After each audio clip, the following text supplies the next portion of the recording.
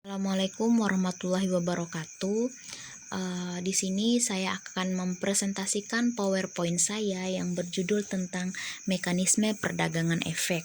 Sebelumnya saya ingin memperkenalkan diri. Nama saya Intan Pratiwi dengan NIM 170502024. Oke, langsung saja untuk mempersingkat waktu. Di sini saya akan masuk ke materi pertama dengan judul konsep perdagangan efek, di mana efek adalah surat-surat berharga yang menjadi instrumen dalam kegiatan jual beli di pasar modal. Efek ini berupa surat-surat berharga, wesel, atau sertifikat yang berharga yang ada harganya yang bisa dijual di pasar modal. Adapun sistem yang ada pada Bursa Efek Indonesia, di sini mereka menggunakan sistem order yang artinya investor harus menghubungi perusahaan sekuritas, membuat perjanjian tertulis dan membuka rekening atas namanya.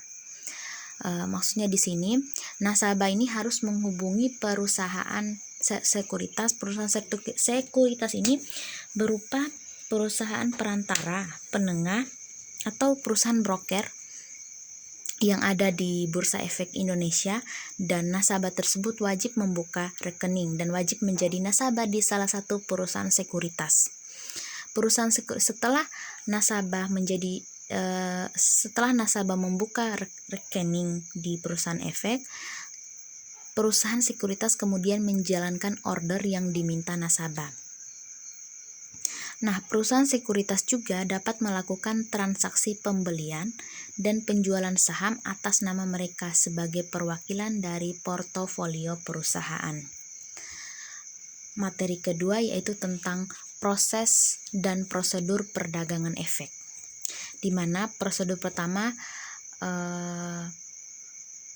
investor harus menjadi nasabah di perusahaan efek atau membuka rekening di salah satu broker di perusahaan di Bursa Efek Indonesia. Di mana seperti yang kita jelaskan tadi di konsep perdagangan efek, nasabah wajib membuka rekening di perusahaan efek. Di Bursa Efek Indonesia ini terdapat lebih dari 100 perusahaan sekuritas atau broker. Nah, di situ nasabah boleh pilih salah satu perusahaan di situ dan membuka rekening. Di buku rekening terdapat identitas lengkap nasabah serta dokumen-dokumen yang berkaitan tentang efek yang akan diperjualbelikan.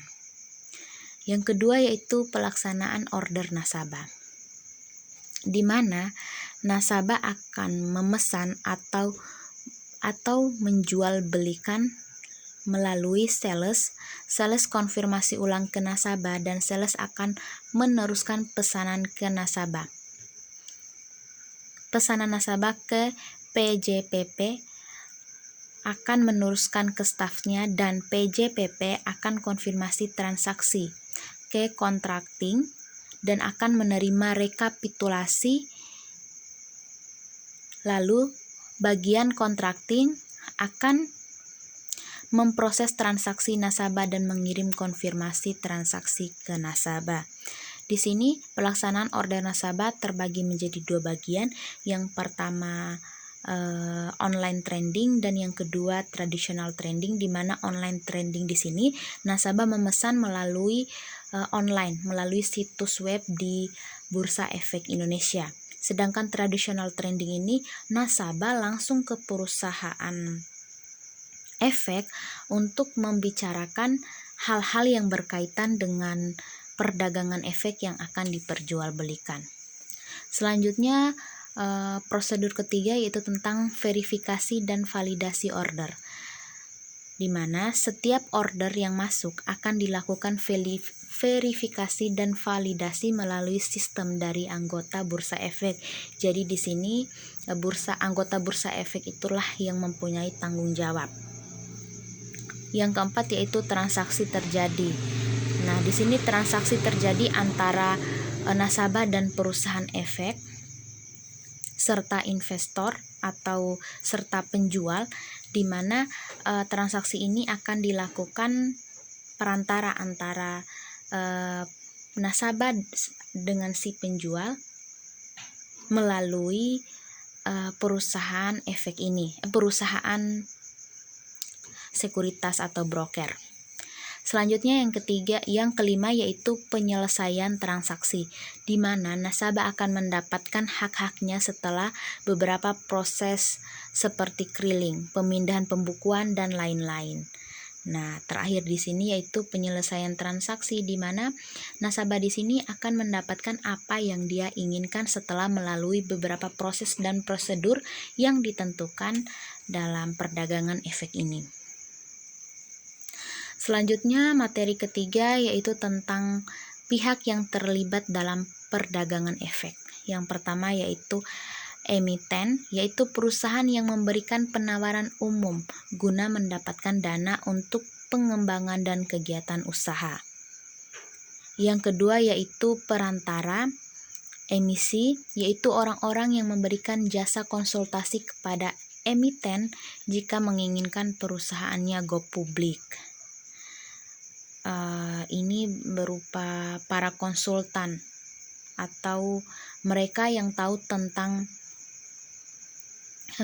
perdagangan efek ini. Di sini nasabah akan mengkonsultasi terdahulu sebelum mereka masuk ke ranah yang lebih jauh.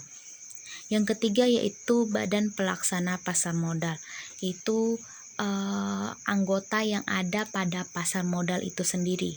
Yang keempat, bursa efek. Nah, di bursa efek inilah terdapat perusahaan-perusahaan sekuritas yang nantinya nasabah akan menghubungi perusahaan sekuritas sebelum mereka masuk ke tahap-tahap selanjutnya. Yang kelima yaitu perdagangan efek. Perantara perdagangan efek itu dia masuk ke perusahaan sekuritas. Dan yang keenam yaitu nasabah. Oke. Demikianlah presentasi yang dapat saya sampaikan pada kesempatan kali ini. Lebih dan kurangnya saya mohon maaf. Wabillahi taufiq walhidayah. Wassalamualaikum warahmatullahi wabarakatuh.